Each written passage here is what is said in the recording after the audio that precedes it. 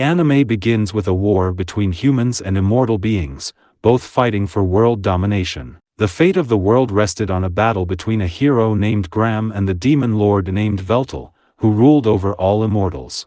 Their battle was intense, but in the end, the hero won. As Veltal was about to die, he smiled and congratulated the hero for defeating him. They both respected each other, calling each other sworn enemies. 500 years have passed, and Veltal is finally revived by his subordinate, Machina, one of the 6 dark peers. As soon as he awakens, he declares that he will dominate the world once more. However, Machina informs him that this is not possible because their world has already perished.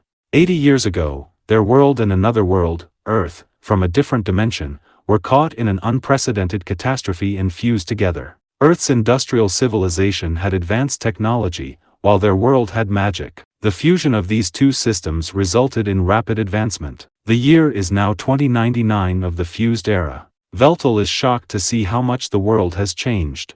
As he wanders around, Machina tries to stop him but bumps into another person. Veltal becomes annoyed and wants to show these foolish mortals his power, hoping to make them understand who he is. He uses his magic and shoots at the sky. However, the people around him are not terrified. Instead, they wonder who would be foolish enough to do something like this in the city. An alarm then goes off, and Machina informs Veltal that magic use is forbidden inside the city. She takes his hand and leads him away. Machina reveals that after Veltal's death, they agreed to a ceasefire with the mortals. Then, 80 years ago, when the worlds fused, the citizens of the immortal kingdom were scattered and relocated to major cities.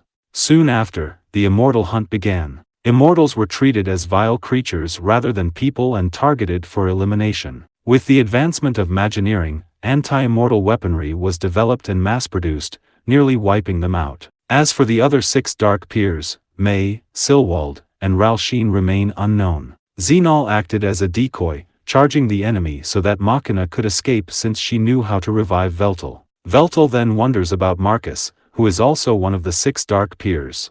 Machina panics and changes the subject, asking Veltal if he's thirsty before leaving to buy something for him. While waiting, Veltal looks around and sees a VTuber on the screen, wondering what it is. He then sees a girl surrounded by a wave of light, and as she points at the screen, it suddenly changes to a rickrolled video. The girl laughs and tries to leave as quickly as possible but is stopped by Veltal. He asks her what she just did. The girl tries to play dumb, but it doesn't work. She tells Veltal that she did it for fun, saying it's just simple hacking. Veltal then asks her if she knows anything about a man named Marcus. She points to a building and says the CEO of that building is Marcus, and he's very famous.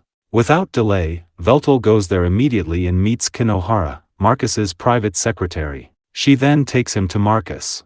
Upon meeting Veltal, Marcus greets him as usual, but he no longer shows respect and calls him by his name. Veltal becomes angry and tries to use magic on him but is intercepted by Kinohara. Marcus tells Kinohara to stand down and remarks on how weak Veltal has become. The faith that supported him and the fear he once inspired are gone. Now, he's just a weakling. Veltal tries to cast his magic at Marcus, but Marcus casts his magic first and hits him. Veltal is shocked, wondering how Marcus could cast his magic so quickly. Marcus laughs and explains that it's all thanks to the device on his neck, called Familia. Normally, casting magic involves 5 steps: initialization, construction, expansion, incantation, and proclamation. However, with Familia, people can skip the construction, expansion, and incantation steps, making the process much faster. Those implanted with a Familia can simply make a selection, and the magic they want to use will be activated with just a proclamation.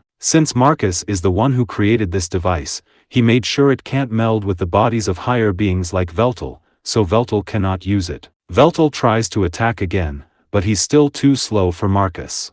Without a Familia, Veltal is simply too slow for this world. Marcus finally reveals his true feelings, admitting he has always hated Veltal because, no matter what Marcus does, Veltal always does it better. He then says goodbye to Veltal before attempting to kill him. Little does he know, Veltal survives. He then bumps into another guy on the street and gets beaten up. Veltal still can't believe his eyes that a mere mortal was able to defeat him. Luckily, Machina finds him and takes him away. On the train, Machina apologizes to Veltel for hesitating to tell him about Marcus's betrayal, saying he wouldn't have suffered like this if she had. Veltel reassures her that it doesn't matter because even if she had told him, he would have still gone to confirm it himself. Machina then takes Veltel to her apartment, and he initially thinks it's just a small storeroom, only to be shocked when he learns it's actually Machina's home. Veltel assumes she's joking, but Machina explains that she has no choice but to live this way because her salary is low.